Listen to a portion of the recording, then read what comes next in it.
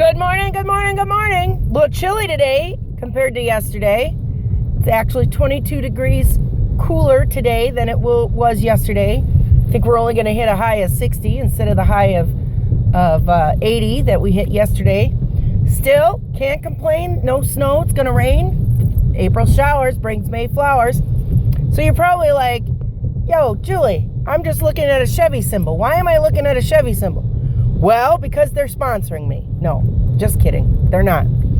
Because I have got to stop and pick up Kringle for work this morning. And because my camera won't let me switch from one view to another view while filming, I decided that I would show you, I don't know, they might stop me from doing this, the O&H facility on Highway 20, Washington Avenue in Racine.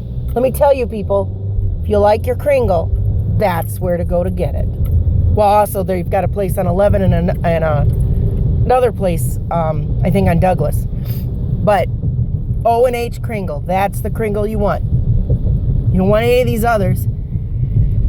Excuse me. I didn't hear you say bless you. Just kidding. Anyway, come on, lady, make your left turn. So, I read an article, an interesting article today on a website called Vice. And it was an interview with an economist about the IRS and the idea of abolishing it. I shared it on Facebook, in case you're interested. Take a look at it. It was very interesting. It's what I've been saying, is that we'd be in serious trouble in this country if we abolish the IRS. Starving it to death, which is what we are doing. We are slowly starving it to death by cutting its funding all the time, is not helping us. It's not helping us, people. You know who it's helping? Rich people. Why people get all upset about the IRS? You're going to pay your taxes anyway, right?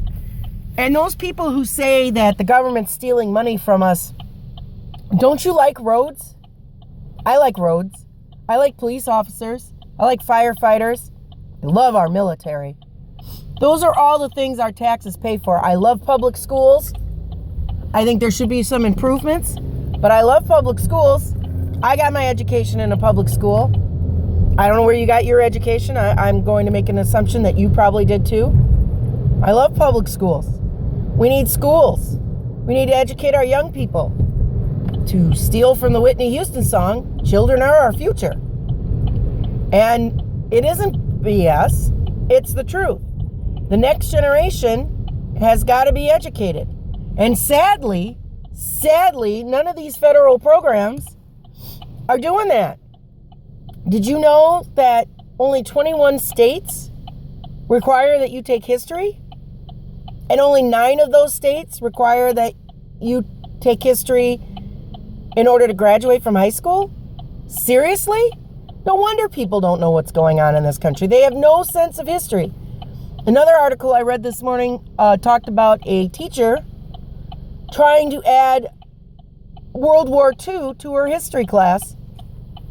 And the principal said, well, why do they need to know about World War II? What? Because it's important.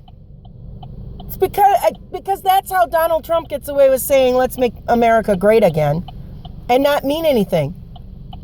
You don't know. Think about it. You have no idea. You're just listening to a slogan. It's sad. Do you know that the best article that I read when the crash happened in 2008 came from Vanity Fair? Didn't come up from MSNBC, didn't come from Fox, didn't come from Newsweek or Time, none of those. The best article, the best written, the one that really got in depth came from Vanity Fair. Who would think that Vanity Fair? And then I just read, well, I'm in the midst of reading it. I haven't finished reading it. But some other articles that I've been reading lately have been in the New Yorker. The New Yorker. I'm getting my news from the New Yorker. Really? Because they have in-depth coverage. We don't do in-depth coverage. We do sound bites nowadays. We do sound bites and we don't learn anything. Because it depends on whose sound bite we like the best. doesn't it? Depends on whose soundbite we like the best. Well, I think we need to make some changes. We're not going to do it in this presidential election. But how did I pass?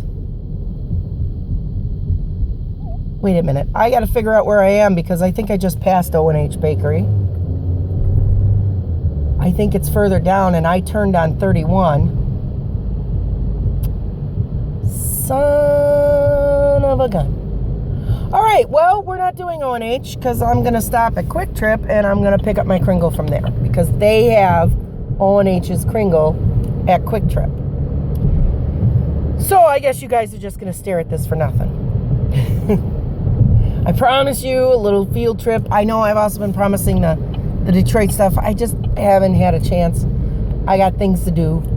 Anyway, I want you to think about that. I want you to think about where you get your news. Where do you learn stuff? When you read in an article that Bill XYZ is going to be passed, do you actually go look to read the text? Probably not. Our lawmakers don't bother reading the text. There's another thing that I read. Do you know that our lawmakers make nothing less than $174,000 a year? Our senators, our congressmen, $174,000 a year. Do you make that? Then they get, on average, 1.2 to 1.5 million a year to run their staffs. That's a lot of money, and they don't do anything. You notice that? They don't do anything. If they don't pass a law, they're not working. Why are we putting up with this shit? Why? Why are we putting up with them not working? All right. So, I want you to think about that today, because we should not be putting up with our guys not working. Oh, yeah, O&H is on the other side of... I hate it when I get all screwed up. All right, well, that's my little podcast today.